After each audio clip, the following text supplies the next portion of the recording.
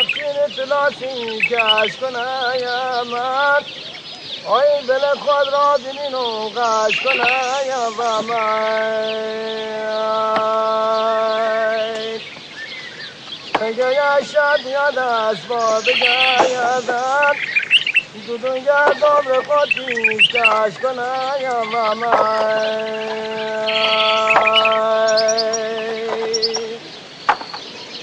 پرستو ظاهر شیری زبونه پرستو ظاهر شیری زبونه آی بلی در باطنش نامه ربویونه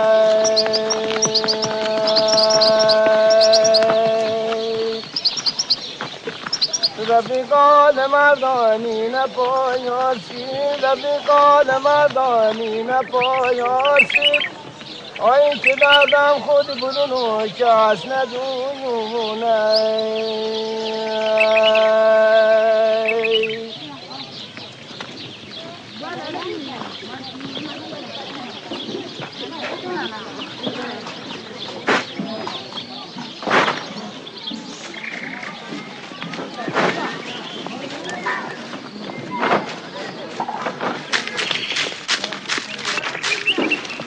دار پنگ بر پنگ میزند، خارک جدا چوب نیز جدا. خارک جوشیده را بیدرنگ بر سر مشا پهن می کنند. هوا که خورد نمش چیده می شود تا که ترش و ضایع نشود. نجوای کار و یاد خاطرات زندگی.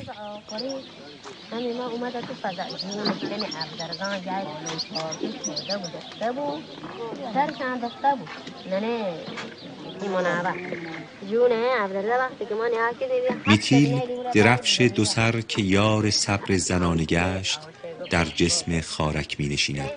هسته سخت بیرون می رود.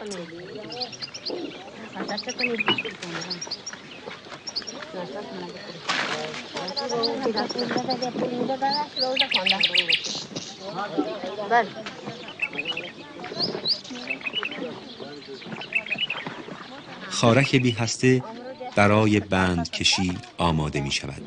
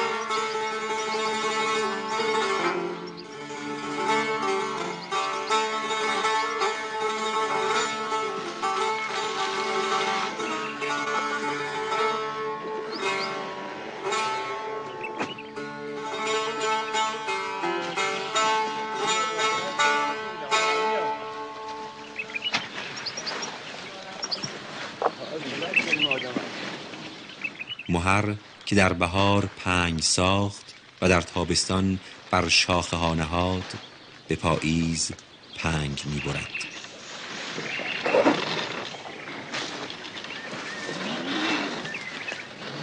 چرخ کار نخل به دست پینه بستی مهر در گردش است.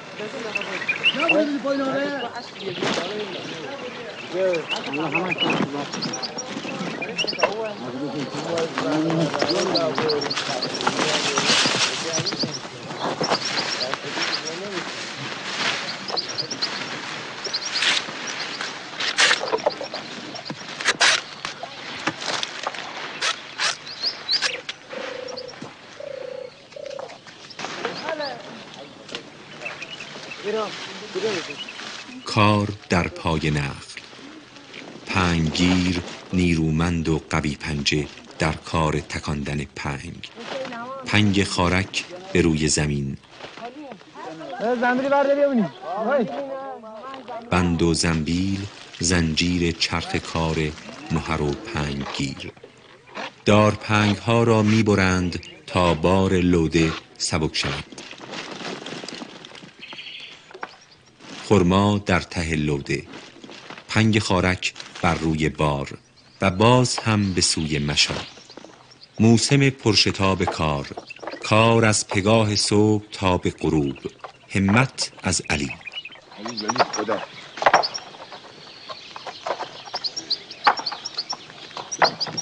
صدای ضربه پروند، کار از نخلی به نخل دگر. ریزخوار سفره گسترده نخل فقط بلبل خرما نیست، زنبور هم از این میان نصیبی میبرد. خارک که خوب رسید رطب می شود، طلایی و زرد به رنگ زعفران. رطب لطیف و ترد، شفافتر از خرما. رنج انسان به پای نخل هدر نرفته است. رطب که آفتاب بام گرفت ترش نمی شود. رطب آفتاب گرفته در جعبه می رود. از دانه‌دانی جعبه تا دانه‌دانی خوشه چه سخت است کار نخل.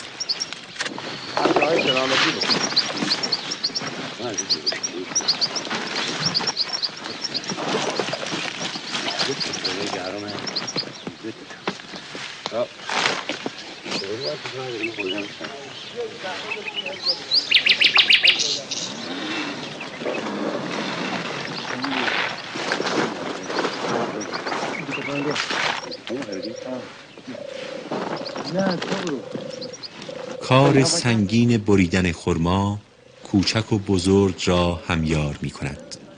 لوده کش، لوده بر دوش، باز به سوی مشا. سری بالا کنه ای بد آخی نگاهی بایا بردنایا خدا لای آما کنه ای بی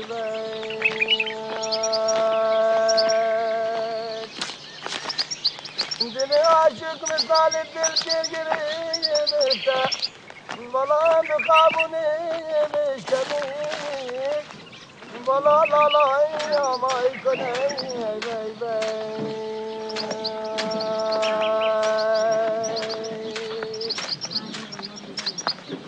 طلای دانه که رفت پنگ خشک هیمه آتش می شود. خارک که رطب شد رطب خرما می شود. خرمای شاهانی شیرین و پرز شهد، خرمای عمده جهرم. پنگ تکانده شده هم سوخت می شود هم جارو. هیچ چیز از نخل دور ریخته نمی شود. حاصل خزان اگر زرد است نخل همیشه سرسبز است. بلبل نخل در غم ودا و انسان در شتاب تا خرما به هنگام از نخل زار برداشت شود.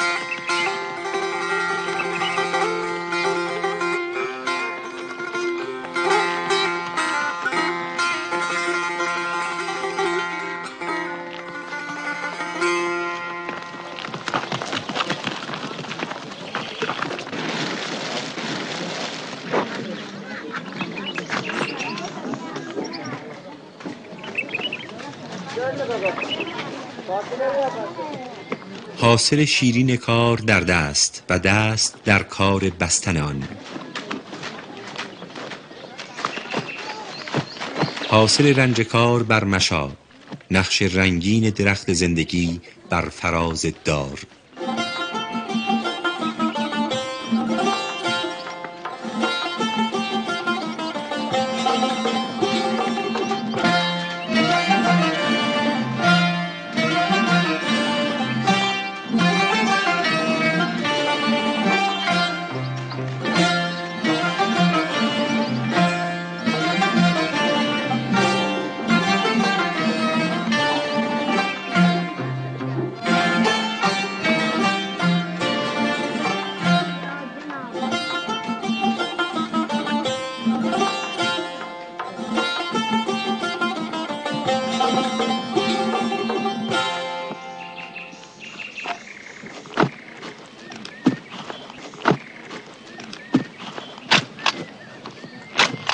دفتر یک سال رنج کار بسته می شود، بسته ای سبک به ازای زحمتی سنگین.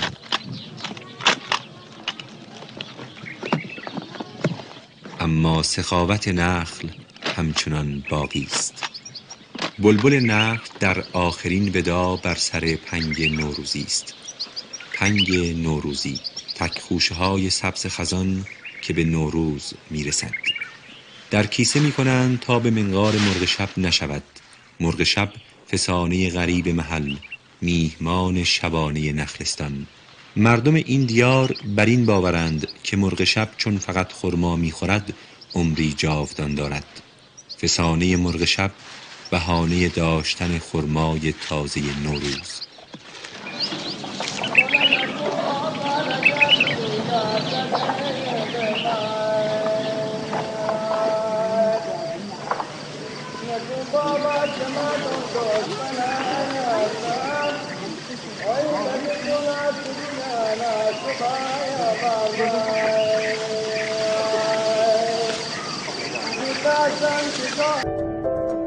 جهرم سالهای اواسط دهه 60 چنان که در فیلم می‌بینیم جایی است به غایت زیبا. تصویر خانه‌های قدیمی با دیوارهای روشن ترکیب شده با ارسی‌های چند رنگ با شکوه که در پس و پیشش سبزی نخلستان‌ها به چشم می‌خورد، زیبایی حیرت انگیزی دارد.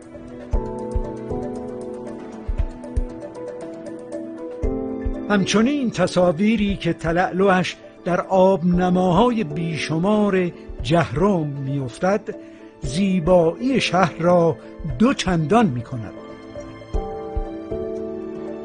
این تصویر ناخودآگاه این فکر را متبادر می‌کند: ای کاش جهرم در آخرین روزهای سال 97 نیز همینطور به جا مانده باشد.